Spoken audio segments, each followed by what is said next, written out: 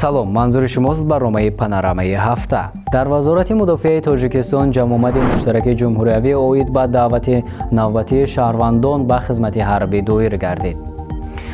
иштирокдорони ин ҷамъомат нахуст масъалаи даъвати тирамоҳи соли 2021-ро таҳлилу натиҷагирӣ намуда, вобаста ба монеаву мушкилотҳои ҷойдошта дар фаъолияти баъзе аз мақомотҳои масъули давлатии шаҳру ноҳияҳои кишвар изҳори нигаронӣ карданд. дар ин бора Амид Ховар хабар додааст.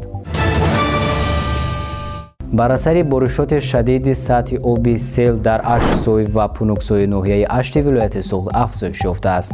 дар натиҷаи сел канали Фарғонаро ки аз мавзеи Қосагул маҳаллаи Янги ободи ҷамоати деҳоти Орион мегузарад зери об монда, 18 ҳавлӣ ва 2 бинои истиқоматиро зери об мондааст. дар ин бора Суғд Ньюз хабар додааст.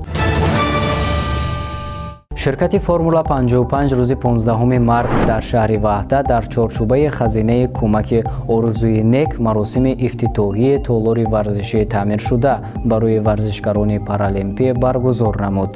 дар маросими ифтитоҳӣ ва табрикотӣ муовини раиси шаҳри Ваҳдат Мансур Каримзода, директори генералии ширкати Формула 55 Баҳром Патчаев ва президенти Кумитаи миллии паралимпияи Тоҷикистон Парвез Бобошарипов суханронӣ карданд. дар ин бора Азия Плюс хабар медиҳад.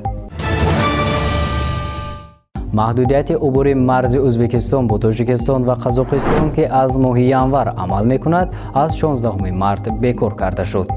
таъкид шудааст ки барои барқарорсозии кори тамоми гузаргоҳҳои марзӣ чораандешӣ шуда истодааст.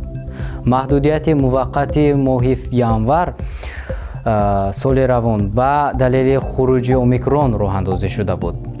мақомоти Тоҷикистон мегӯянд вазъи эпидемиологӣ дар ҷумҳурӣ ба эътинод омадааст. дар ин бора Спутник Тоҷикистон хабар медиҳад.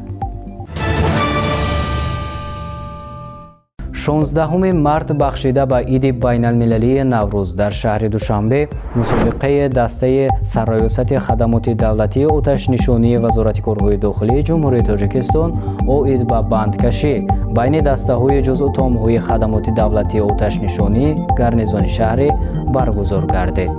дар ин бора Амид Ховар хабар дод.